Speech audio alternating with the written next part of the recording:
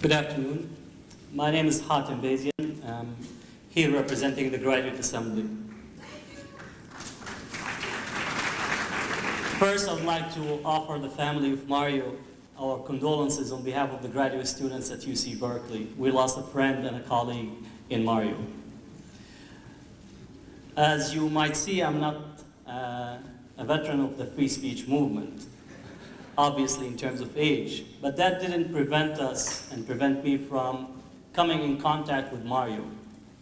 Mario did work with us, and I did meet him on a number of occasions. You already have heard the Coalition for Free Speech and Social Justice, the Coalition for Human Rights and Social Justice, which Mario started with a number of others, and we did come and he invited us. I have a number of experiences I'd like to share, two of them with Mario, in terms of Mario. First, my first phone conversation with him. He calls me and we are talking on the telephone about organizing for Proposition 209, and then he gives me the phone number. So I write the phone number, and then he says, read the phone number again for me. I want to hear that you got the right phone number.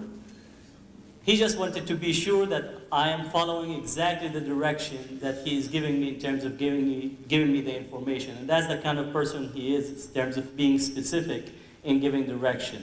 I was wondering, it's like, what is it with him? He's asking me to repeat the phone over the telephone for him. So I was wondering about that. I haven't yet met him in person, so I was wondering what kind of person he is. Second experience is in this room.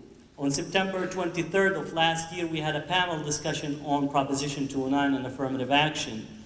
And one of our speakers had a child with her, and she was about to get up here and speak. So while Mario, the child, was sitting in here, he took the child and went out with the child and holding him while his mother was speaking.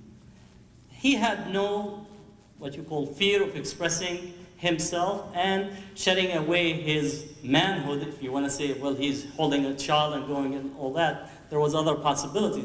He just took it as something that he needed to do. He took the child and went around, and I was wondering for a few minutes, because I was moderating the panel, where is he, because he was up next. But you could see the kind of person that he is really attentive to the needs of others.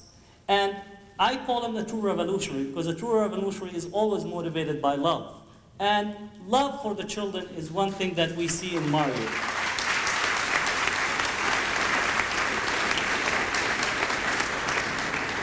Because he showed that in the smallest detail, maybe not everybody is noticing, but I'm sitting here and looking at him and trying to see exactly the kind of person he is. And these are the moments that you could really test the character of the person, because if anything about Mario, he had the character. Some of the things in terms of our conversation, my conversation with him, that hit me, his sincerity. He's very, very sincere about his beliefs and the issues that he believes in and works in.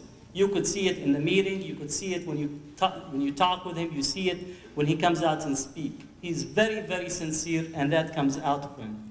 He has strong convictions about the causes that he is involved in and continued to work until his passing away. His commitment, his responsiveness, he would sit down and talk with you as much as you need without paying attention to anything else except if you need to talk to him at that moment. And he was very generous with his time for us and for many of the students. He also was always committed to the students. He will always try to get the students' opinion, what the students believe, what the students have in mind, and trying to bring them forward. We heard earlier from the students in Sonoma State. And here at Berkeley, every time that we needed Mario to come out and speak, he would always respond and try to provide the time to come out and express himself. I came in contact with him toward the end of the Proposition 187 campaign and the beginning of the campaign on 209.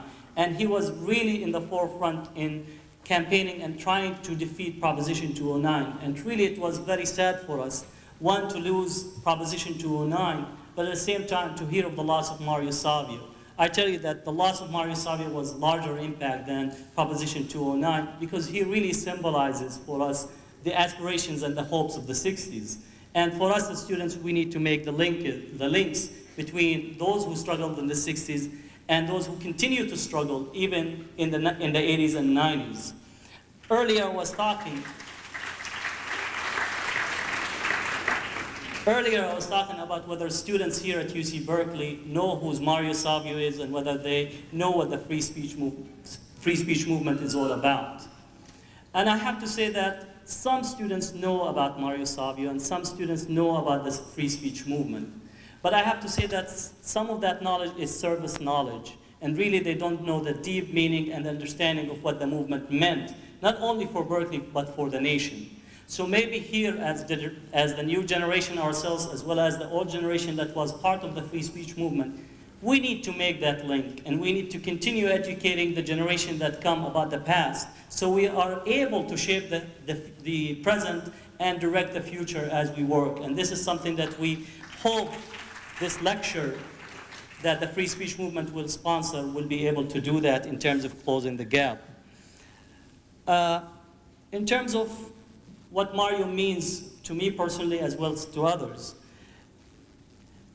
a person doesn't pass away if he left two things among us. One, friends that remember him and continue to bring him forth, and second, the knowledge and an understanding that he have endowed with us.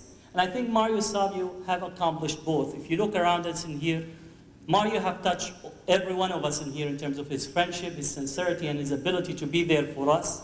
And second, he left us with the legacy of the free speech movement, his ideas, his thoughts that was expressed. And therefore, Mario, while he left us physically, in his spirit, he's still among us, and we need to continue to remember him and have his memory present. Thank you.